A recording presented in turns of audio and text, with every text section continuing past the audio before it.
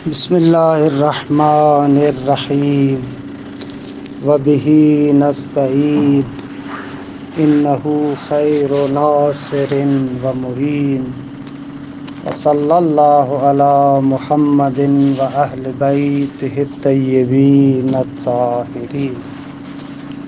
پروردگار عالم آپ تمام عزیزان کی توفیقات خیر میں اضافہ فرمائے۔ الحمدللہ ہماری گفتگو الموجز کے مقصد ثالث میں سے مقام دوم کے بارے میں ہے۔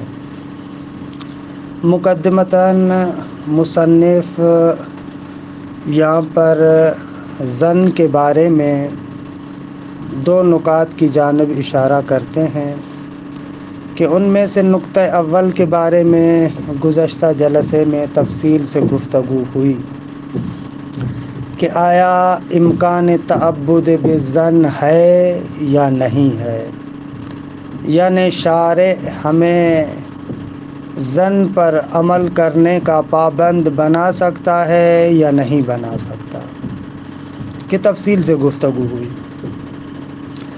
دوسرا نقطہ جو علم اصول میں ہمارے ہاں واقعاً ایک خوبصورت نقطہ ہے،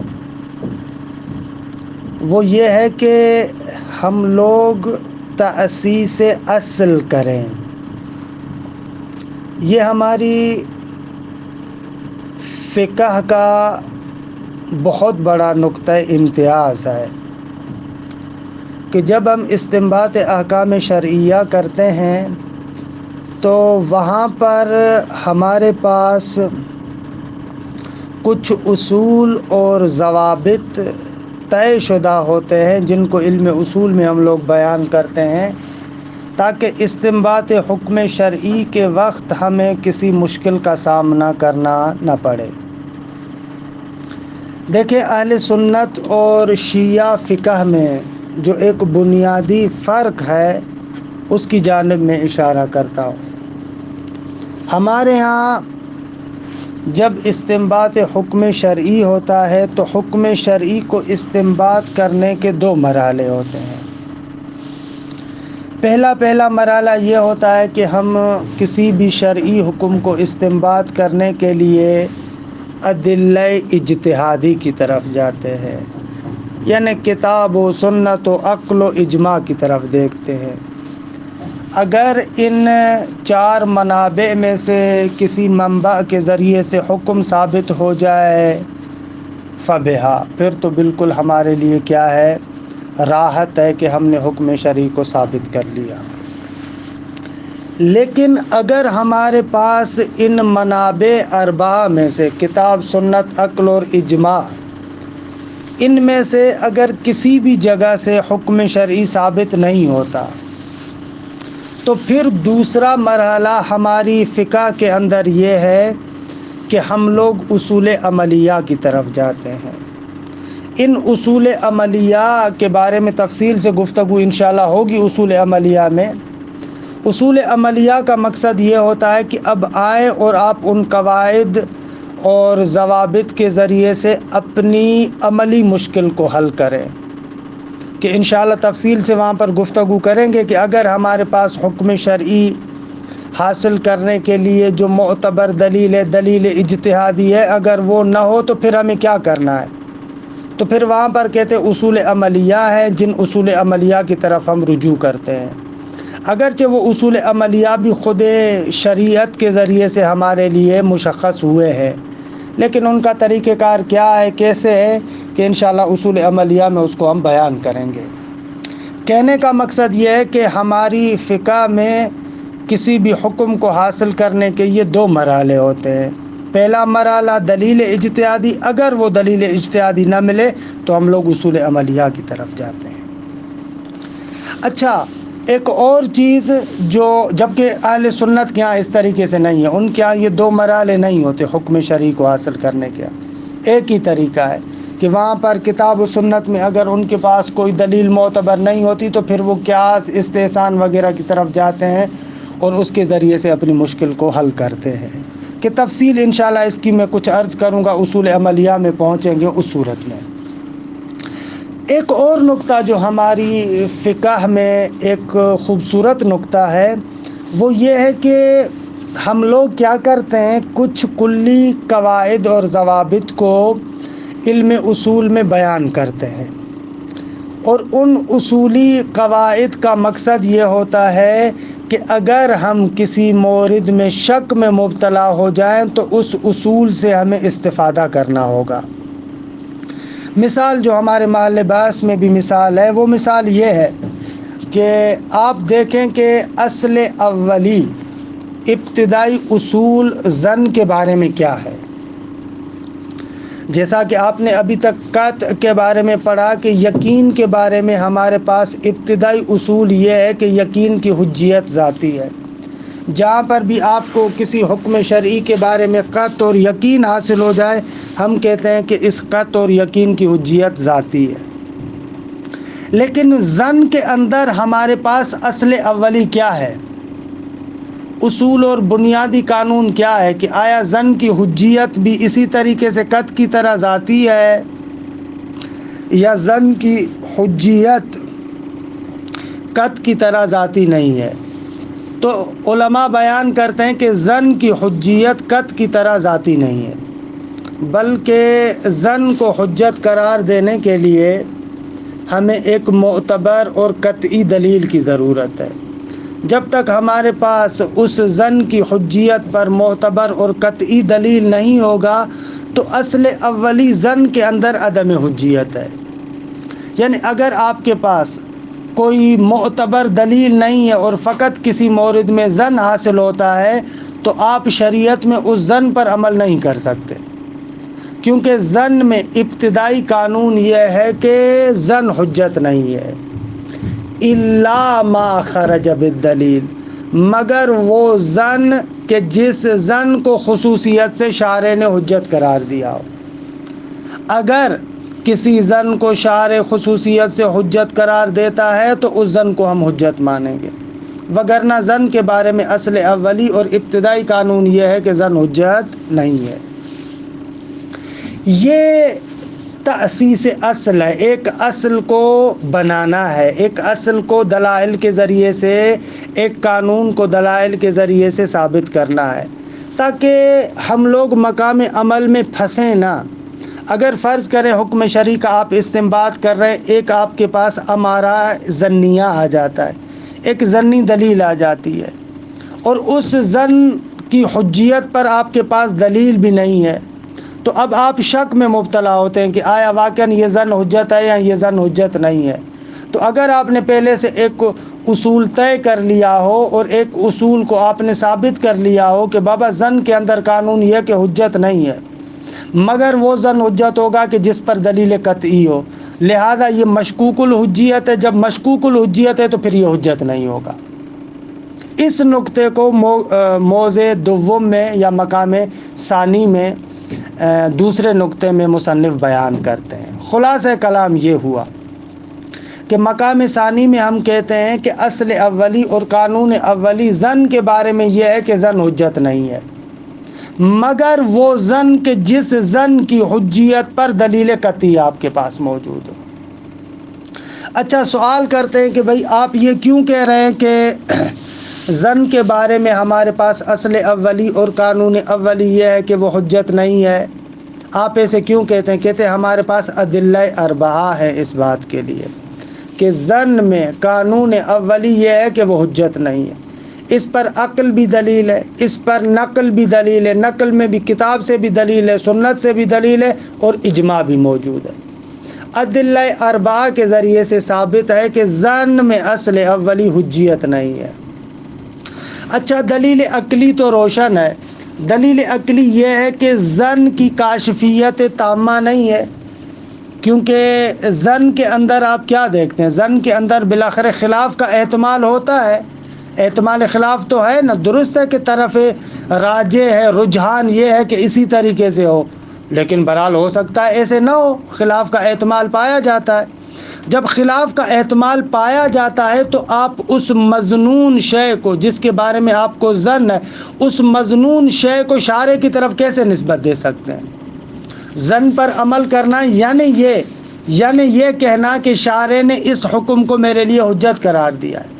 مثلا آپ کے لیے ظن ثابت ہوتا ہے قیاس کے ذریعے سے کہ بھئی قیاس کا تقاضا یہ ہے کہ ہر وہ چیز جو نشہ آور ہے اس کو کیا ہونا چاہیے؟ حرام ہونا چاہیے، کیونکہ شارع نے شراب کو حرام قرار دیا ہے، لہذا شراب کے اندر اسکار پایا جاتا ہے، وہ نشہ پیدا کرتا ہے، لہذا ہر وہ چیز جو نشہ پیدا کرے وہ حرام ہونی چاہیے۔ اب یہ آپ قیاس کر رہے ہیں، یہ قیاس ایک ظنی چیز ہے۔ خوب اس قیاس کی بنیاد پر آپ کیا کہتے ہیں؟ ہر وہ چیز جو نشہ آور ہے آپ کہتے ہیں وہ حرام ہے، اور اس کی نسبت بھی آپ شارع کی طرف دے رہے ہیں، آپ کہہ رہے ہیں کہ شارع نے اس کو حرام قرار دیا ہے۔ خوب اس نسبت کے لیے آپ کے پاس دلیل ہونی چاہیے۔ خوب دلیل تو یہاں پر نہیں ہے، یہاں پر فقط آپ کو ظن حاصل ہے۔ خوب ہو سکتا ہے کہ شارع نے اسے نہ کہا ہو، آپ ظن کی بنا پر شارع کی طرف کیسے نسبت دے رہے ہیں؟ ظن کی بنا پر تو شارع کی طرف نسبت نہیں دی جا سکتی۔ نسبت آپ اس وقت دے سکتے ہیں جب آپ کو یقین ہو کہ شارع نے ایسے کہا ہے، لیکن جب آپ کو یقین نہیں ہے تو ہماری عقل کہتی ہے کہ جس شے کا آپ کو یقین نہیں ہے آپ اس دوسرے بندے کی طرف اس کی نسبت نہیں دے سکتے۔ لہذا عقل کہتی ہے کہ بابا ظن کے بارے میں یہ حکم ہے کہ وہ ظن حجت نہیں ہے، یہ دلیل عقلی ہے۔ دلیل اجماع، دوسری دلیل جو اجماع ہے وہ بھی آغا وحید بہبانی جیسے بزرگان نے اس اجماع کو بیان کیا ہے کہ بابا ظن کے اندر تمام فقہا کا اجماع ہے کہ اصل اولی یہ ہے کہ وہ حجت نہیں ہے۔ تیسری دلیل سنت سے روایات بھی ہمارے پاس بہت زیادہ موجود ہیں کہ جو بیان کرتی ہیں کہ آپ ظن پر عمل نہیں کر سکتے۔ کتاب القضاء میں، وسائل میں، ابواب و صفات القاضی کے ابواب میں بہت زیادہ روایات بیان ہوئی ہے کہ آپ بغیر علم، بغیر یقین کے خدا کی طرف نسبت نہیں دے سکتے۔ مثلا معصوم فرماتے من افتى الناس بغیر علم ولا ہدى من اللہ لعنته ملائکۃ الرحمہ و ملائکۃ العذاب۔ جو بندہ علم کے بغیر فتویٰ دے، یقین کے بغیر فتویٰ دے اور خدا کی جانب سے رہنمائی کے بغیر فتویٰ دے تو اس پر رحمت اور غضب دونوں کے، رحمت اور عذاب دونوں کے ملائکہ لعنت کرتے ہیں۔ وَلَحِقَهُ وِزْرُ مَنْ عَمِلَ بِفُتْيَاهُ، اور جو بندہ بھی اس کے فتوے پر عمل کرے گا اس کا جتنا بھی گناہ ہے وہ سارے کا سارا اس کے گلے میں پڑے گا۔ تو روایات بھی ہیں۔ اسی طریقے سے ہمارے پاس قرآن مجید کی آیات بھی ہے جو بیان کرتی ہے کہ جب تک آپ کو یقین حاصل نہ ہو تب تک آپ اس شے کی نسبت خدا کی جانب نہیں دے سکتے۔ مثلا سورہ یونس کی آیت ہے کہ پروردگار عالم فرماتا ہے قُلْ أَرَأَيْتُمْ مَا أَنزَلَ اللَّهُ لَكُم مِّن رِزْقٍ فَجَعَلْتُم مِّنْهُ حَرَامًا وَحَلَالًا۔ آپ ہمیں خبر دیں، بتائیں۔ اس رعا پر اگر حمزہ استفہام آ جائے، ارأیتم یعنی اخبرونی، اس کا ترجمہ ہمیشہ ایسے کیا کریں، ارأیت یعنی ای اخبرنی، تم مجھے بتاؤ، یہ ہمیشہ ترجمہ آپ ذہن میں رکھ لیں۔ ارأیتم، آپ ہمیں بتائیں، ما انزل اللہ لکم من رزق، خدا متعال نے جو رزق تمہارے لیے نازل کیا، فجعلتم منہ حراما وحلالا، پھر اس رزق کے بارے میں تم نے بعض رزق کو حلال قرار دیا اور بعض رزق کو حرام قرار دیا۔ خب قل اللہ اذن لکم ام علی اللہ تفترون، خب اس چیز کا خدا نے تمہیں اذن دیا ہے یا خدا پر افترا باندھ رہے ہو؟ جب تمہیں یقین نہیں ہے کہ خدا نے اس طریقے سے کہا ہے تو اس شے کی نسبت اگر آپ خدا کی طرف دیں گے تو یہ افترا ہوگا، جھوٹ باندھنا ہے، غلط نسبت دینا ہے۔ تو پس مظنون چیز کے اندر جہاں پر آپ کو ظن حاصل ہوتا ہے لیکن یقین نہیں ہوتا، اگر اس شے کی نسبت آپ خدا کی طرف دیں گے تو در حقیقت آپ خدا کی جانب غلط نسبت دے رہے ہیں، خدا پر جھوٹ باندھ رہے ہیں۔ جب خدا پر جھوٹ باندھ رہے ہیں تو یہ حرام ہے۔ یہ اس آیہ کریمہ کے ذریعے سے بھی بالکل واضح طریقے سے پتہ چلتا ہے۔ اس کے علاوہ بھی آیات ہیں کہ جو کہتی ہیں کہ ظن پر عمل کرنا درست نہیں ہے۔ مثلا قرآن مجید میں ان الظن لا یغنی من الحق شیئا، یہ جو گمان ہے، یہ جو ظن ہے، یہ آپ کو حق کی بنسبت بے نیاز نہیں کرتا، یعنی حق کے بارے میں آپ کو کچھ بھی نہیں بتاتا، لہذا ظن پر عمل کرنا درست نہیں ہے۔ یہ قرآن مجید کی آیت بھی ہے۔ خلاصہ کلام، اس ظن پر آپ عمل نہیں کر سکتے، کیونکہ ظن پر عمل کرنا یعنی خداوند متعال کی جانب بغیر علم کے نسبت دینا، خدا کی جانب بغیر علم کے نسبت دینا، یہ افتراء ہے، یہ جھوٹ باندھنا ہے، لہذا اس ظن پر آپ عمل نہیں کر سکتے۔ اچھا، بہت سارے لوگ جو ہمارے بزرگان اور فقہا کے بارے میں کہتے ہیں کہ آقا آپ لوگوں کا اجتہاد تو ظنی ہوتا ہے، تو قرآن تو کہتا ہے کہ ظن پر عمل کرنا درست نہیں، روایات بھی بیان کرتی ہیں ظن پر عمل کرنا درست نہیں، تو پھر آپ لوگوں کا اجتہاد بھی غلط ہے۔ یہ جو ہمارے ہاں بعض اخباری حضرات ہیں وہ اس طریقے سے آ کر استدلال کرتے ہیں، کہتے ہیں کہ آپ لوگوں کے ہاں اجتہاد کا مقصد یہ ہے کہ حکم شرعی کے بارے میں ظن حاصل کرنا۔ اچھا، حکم شرعی کے بارے میں ظن حاصل کرنا، خوب ظن کی تو مذمت ہوئی ہے، روایات نے بھی کہا ہے کہ ظن کے مطابق آپ عمل نہیں کر سکتے، قرآن مجید کی آیات بھی ہے کہ ان الظن لا یغنی من الحق شیئا قل اللہ اذن لکم ام علی اللہ تفترون۔ خوب یہ آیات تو بیان کرتی ہیں کہ ظن پر عمل کرنا درست نہیں ہے، تو لہذا یہ اجتہاد غلط ہے۔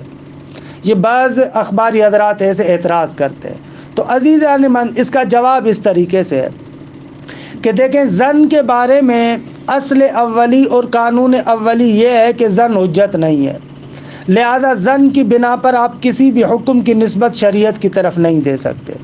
لیکن اگر کسی ظن کو خصوصیت سے شارع نے، خدا نے، پیغمبر نے حجت قرار دیا ہو تو پھر آپ اس ظن پر عمل کر سکتے ہیں۔ مثلا خبر واحد ظن آور ہوتی ہے، اس سے ظن حاصل ہوتا ہے۔ ہمارے پاس جتنی روایات ہیں ساری کی ساری روایتیں تو متواتر نہیں ہیں، خوب ان میں سے اکثریت سے جو روایات ہیں وہ اخبار احاد ہیں، خبر واحد ہیں، خبر واحد سے تو انسان کو ظن حاصل ہوتا ہے۔ اب آپ مجھے بتائیں، اگر شارع نے آ کر کہا ہو کہ آغا جان، شارع کہتا ہے کہ اے مکلف تم ظن پر عمل کر سکتے ہو، خبر واحد پر عمل کر سکتے ہو، تو اب جو میں خبر واحد پر عمل کروں گا تو اس ظن پر عمل کرنا میرے لیے جائز ہے، کیونکہ اس ظن کو شارع نے خود حجت قرار دیا ہے۔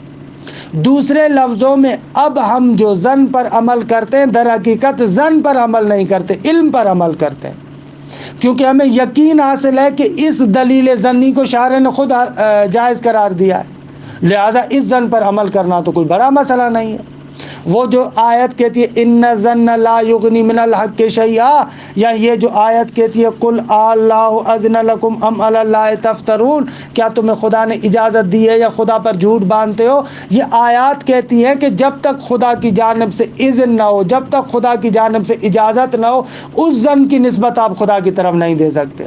لیکن اگر ایک دلیل ظنی ایسی ہے کہ جس کے بارے میں شارع نے خود اذن دیا ہے تو وہاں پر اس پر عمل کرنا تو بالکل درست ہے۔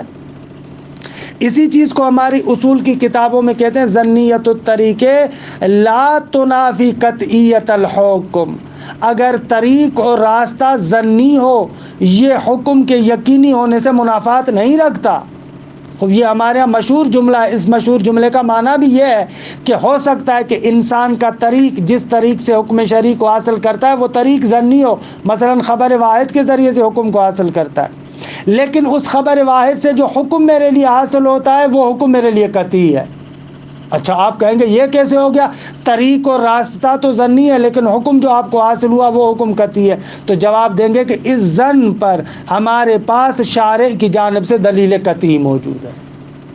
جب دلیل قطعی موجود ہے تو اب میں کہہ سکتا ہوں کہ شارع نے مجھے کہا ہے کہ قطعاً تمہاری ذمہ داری یہ ہے کہ اس خبر واحد سے جو تمہیں حکم سمجھ میں آ رہا ہے اس پر عمل کرو، تو مجھے یقین ہے کہ میری ذمہ داری یہ ہے۔ لہذا ظنیت الطریق لا تنافی قطعیت الحکم، اگر طریق ظنی ہے تو وہ حکم کے قطعی ہونے سے منافات نہیں رکھتا اگر اس ظن کے بارے میں ہمارے پاس دلیل قطعی موجود ہو۔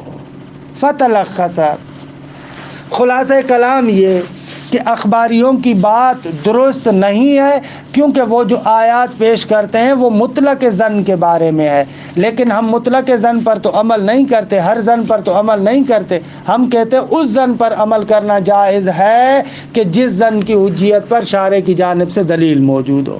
اگر شارع کی جانب سے دلیل موجود نہیں ہوگی تو ہم ظن پر عمل نہیں کر سکتے۔ یہ دوسرا نقطہ ہے کہ اس نقطے کو پڑھیں اور اس کے بعد انشاءاللہ بعد والی بحث میں وارد ہوں گے۔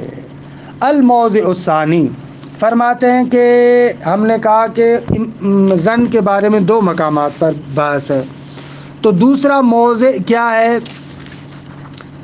یہ ہے کہ فی وقوع التعبد بالظن بعد ثبوت امکان ہی، جب ثابت ہو گیا کہ ظن کی پیروی کرنے کا شارع حکم دے سکتا ہے، یہ امکان وقوعی رکھتا ہے، تو اب گفتگو یہ ہے کہ آیا شارع نے اجازت دی ہے یا نہیں، اس کے وقوع کے بارے میں گفتگو کریں۔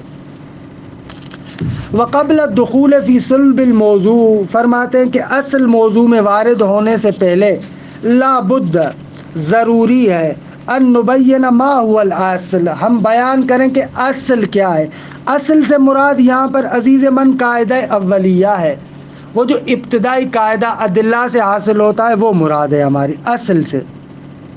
لا بد ان نبین ما هو الاصل فی العمل بالظن، عمل بالظن میں، ظن پر عمل کرنے میں اصل اولی اور قاعدہ اولی کیا ہے، اس کو بیان کیا جائے۔ حتی یکون هو المرجع عند الشک، تاکہ یہ اصل اولی اور قاعدہ اولی ہمارے لیے مرجع ہو، جس کی طرف ہم رجوع کریں عند شک کے مقام شک میں۔ اگر شک ہو جائے ہمیں کسی ظن کی حجیت کے بارے میں، کسی دلیل ظنی کی حجیت کے بارے میں ہمیں شک ہو جائے، تو ہمارے پاس ایک قانون ہونا چاہیے نا کہ اس مشکل کے وقت اس شک کی صورت میں اس قانون کی طرف رجوع کریں۔ فما ثبت خروجه عن ذلك الاصل، فما، ما سے مراد یعنی ظن، ہر وہ ظن کہ ثابت ہو جائے خروج اس کا خارج ہونا، دلیل معتبر کے ذریعے سے ثابت ہو جائے کہ یہ ظن خارج ہے عن ذلك الاصل، اس قاعدہ اولی سے۔ قاعدہ اولی کیا ہے؟ عدم حجیت۔ اگر دلیل معتبر سے ثابت ہو گیا کہ یہ ظن اس قاعدہ اولی سے خارج ہے تو نہ خوضو بے، تو پھر ہم اسے اخذ کریں گے، یعنی اس کے مطابق حکم کریں گے۔ وما لم یثبت، یعنی وما لم یثبت خروجہ، اگر اس ظن کے خارج ہونے کی ہمیں اس ظن کا خارج ہونا ہمارے لیے اگر ثابت نہ ہو تو نتمسک فیہ بالاصل، تو پھر اس میں ہم اسی اصل کے ساتھ یعنی اس قاعدہ اولی سے تمسک کریں گے۔ قاعدہ اولی کہتا ہے حجت نہیں ہے، تو پس ہم کہیں گے یہ حجت نہیں ہے۔ فنقول، پس ہم کہتے ہیں، ان القاعدۃ الاولیۃ فی العمل بالظن ہی الحرمہ، کہتے ہیں کہ قاعدہ اولی، پہلا قاعدہ ظن پر عمل کرنے میں کیا ہے کہ آپ ظن پر عمل نہیں کر سکتے، حرمت ہے۔ ان القاعدۃ الاولیۃ فی العمل بالظن ہی الحرمہ، قاعدہ اولیہ حرمت ہے۔ وعدم الحجیہ، اور ظن کا حجت نہ ہونا ہے۔ الا ما، مگر یہ کہ وہ ظن خرج بالدلیل، یعنی خرج من هذه القاعدہ بالدلیل، دلیل کے ذریعے سے خارج ہو جائے۔ اگر ایک دلیل آ کر کہے کہ یہ تمہارے لیے حجت ہے تو پھر ٹھیک ہے۔ یہاں تک عبارت اگرچہ کل پڑھ چکے تھے لیکن بہرحال ربط مطلب کے لیے دوبارہ اس کو پڑھا۔ والدلیل علیہ ان العمل بالظن عبارۃ عن صحت اسناد مؤداہ الی الشارع فی مقام العمل، کہتے ہیں کہ اس مطلب پر، اس قاعدے پر، اس اصل پر دلیل کیا ہے؟ کہتے ہیں والدلیل علیہ، اس اصل پر دلیل یہ ہے کہ ان العمل بالظن، آغا جان ظن پر عمل کرنا یعنی کیا؟ اس کو آپ تھوڑا سا اگر دقت کے ساتھ دیکھیں تو اس قاعدے کی خود بخود تصدیق کریں گے۔ کہتے ہیں ظن پر عمل کرنا یعنی یہ عبارت، یہ عبارت ہے کس بات سے؟ ان صحت اسناد مؤداہ الی الشارع، کہ جائز ہے اس ظن کے مؤدا اور مفاد کی نسبت دینا شارع کی طرف۔ اچھا، اس عبارت کو تھوڑا سمجھیں۔ جب بھی ہمیں ظن حاصل ہوتا ہے کسی شے کا تو ایک تو خود ظن ہے اور ایک وہ شے ہے جس کے بارے میں ظن ہو رہا ہے. ٹھیک ہے، مثلا مجھے ظن ہو رہا ہے کہ سگریٹ پینا حرام ہے. ظن ہے، گمان ہے. یہاں پر گمان ظن کہلائے گا اور اس ظن کا مؤدی اور مفاد کیا ہے کہ سگریٹ حرام ہے. وہ جو سگریٹ حرام ہے یہ مؤدی ظن ہے، مفاد ظن ہے. ٹھیک ہے، تو جہاں پر بھی ظن ہوتا ہے اگر ہم ظن پر عمل کرتے ہیں یعنی جس چیز کو وہ ظن بیان کرتا ہے اس پر ہم عمل کرتے ہیں. اگر میں اس پر عمل کروں کہ سگریٹ حرام ہے، اس کا مؤدی کیا ہوگا؟ اس کا مؤدی اور محتوی اور مفاد یہ ہے کہ سگریٹ پینا حرام ہے. اچھا، عمل بالظن کا مقصد یہ ہوگا کہ اس ظن کے مؤدی یعنی جس کو وہ ادا کر رہا ہے، بیان کر رہا ہے، جو ظن کا مفاد ہے، جس کا افادہ کر رہا ہے، یا تیسرے لفظوں میں کہیں ظن کا نتیجہ، وہ جو حکم ہے. ظن پر عمل کرنا یعنی ظن کے نتیجے کو شارع کی طرف نسبت دینا، یہ عمل بالظن ہے. عمل بالظن، ظن پر عمل کرنا یعنی اس ظن کا جو نتیجہ ہے اس کو آپ شارع کی طرف منسوب کریں. کہتے ہیں کہ ان العمل بالظن عبارۃ عن صحت اسناد مؤداه الى الشارع فی مقام العمل. مقام عمل میں آپ کیا کریں؟ اس ظن کے مؤدی اور نتیجے کی نسبت دیں شارع کی طرف. مقام عمل میں، مقام عمل میں آپ اس کی نسبت کس کی طرف دے رہے ہیں؟ خدا کی طرف اور شارع کی طرف. ومن المعلوم، کہتے ہیں کہ یہ چیز روشن ہے کہ ان اسناد المؤدی الی الشارع انما یصح فی حالت الاذعان. کہتے ہیں کہ یہ چیز تو بالکل روشن ہے، ہر عقل مند انسان سمجھتا ہے کہ اس مؤدی، ظن کے مؤدی اور ظن کے نتیجے کی شارع کی طرف نسبت دینا صرف اور صرف اس صورت میں صحیح ہے کہ جب آپ کو اذعان ہو، اطمینان ہو، یقین حاصل ہو کہ شارع نے ایسے کہا ہے، شارع نے ایسے کہا ہے. اس صورت میں آپ ظن کے نتیجے کی نسبت خدا کی طرف دے سکتے ہیں. انما یصح فی حالت الاذعان کہ بانہ حکم الشارع، آپ کو اذعان اور یقین ہو کہ یہ حکم شارع ہے، تبھی آپ خدا کی طرف نسبت دے سکتے ہیں. جب آپ کو یقین حاصل نہیں ہے تو اس شے کی نسبت خدا کی طرف دینا درست نہیں ہے. وَإِلَّا يَكُونُ الْإِسْنَادُ تَشْرِيعًا. اگر آپ کو یقین بھی نہیں ہے، اذعان بھی نہیں ہے، پھر بھی آپ اس شے کی نسبت خدا کی طرف دے رہے ہیں تو یہ تشریع ہوگی. تشریع یعنی بدعت. یہ جو آپ سنتے ہیں نا بدعت کا مقصد یہ ہے ادخال ما لم یعلم من الدین فی الدین. ہر وہ چیز جس کا دین کا حصہ ہونا یقینی نہ ہو آپ اس کو دین کا حصہ قرار دیں، یہ بدعت ہے. جب بدعت کے لیے دوسرا لفظ استعمال ہوتا ہے تشریع. تو ظن والے مورد میں تو ایسے ہے نا، آپ کو یقین نہیں ہے کہ یہ دین کا جز ہے لیکن آپ اس کو دین کا جز سمجھ کر انجام دے رہے ہیں. خوب یہ بدعت ہے، تشریع ہے جو جائز نہیں ہے. یعنی یہ ہمارے ہاتھ میں نہیں. ہم لوگ جو تراویح پر اعتراض کرتے ہیں وہ یہی اعتراض ہے. جب شارع کی طرف سے یہ چیز نہیں ہے، نہ خدا نے حکم دیا ہے نہ پیغمبر نے حکم دیا ہے، تو کسی بھی بندے کو یہ حق حاصل نہیں ہے کہ ایک شے کو دین کا جز بنائے. یہ بدعت ہے اور جائز نہیں ہے. پس تشریع یعنی ادخال ما لم یعلم من الدین فی الدین. جو چیز دین کا جز نہیں ہے اس کو دین کا جز قرار دیا جائے، یہ تشریع ہے اور جائز نہیں ہے. البتہ بعض کام ایسے ہوتے ہیں کہ جن کو ہم دین کا جز قرار نہیں دیتے. مثلا جیسے نماز پڑھتے، نماز کے بعد ہم مومنین آپس میں مصافحہ کرتے، خوب ایک دوسرے کے ساتھ ہاتھ ملاتے. خوب کسی بھی مومن کے ذہن میں یہ نہیں ہوتا کہ یہ نماز کا جز ہے، نہ اسی طریقے سے مومن آپس میں مصافحہ کرتا. خوب اس میں کوئی عیب نہیں ہے. ہر وہ عمل جو ہم انجام دیتے ہیں وہ بدعت تھوڑی ہے. بدعت اس صورت میں ہوگا کہ جب ہم اس کو دین کا جز سمجھ کر عمل کو انجام دیں، جبکہ وہ دین کا جز ہونا ثابت نہ ہو، اس صورت میں بدعت ہوگا. تو بدعت کے بارے میں انسان کو توجہ کرنی چاہیے کہ کون سی بدعت کہاں پر ہوتی ہے، کس صورت میں حرام ہے۔ بدعت اس صورت میں حرام ہے کہ جب وہ واقعاً بدعت ہو۔ بدعت کب ہوگی؟ جب وہ دین کا جز ہونا ثابت نہ ہو اور آپ اس کو دین کا جز سمجھیں، خود یہ بدعت ہے۔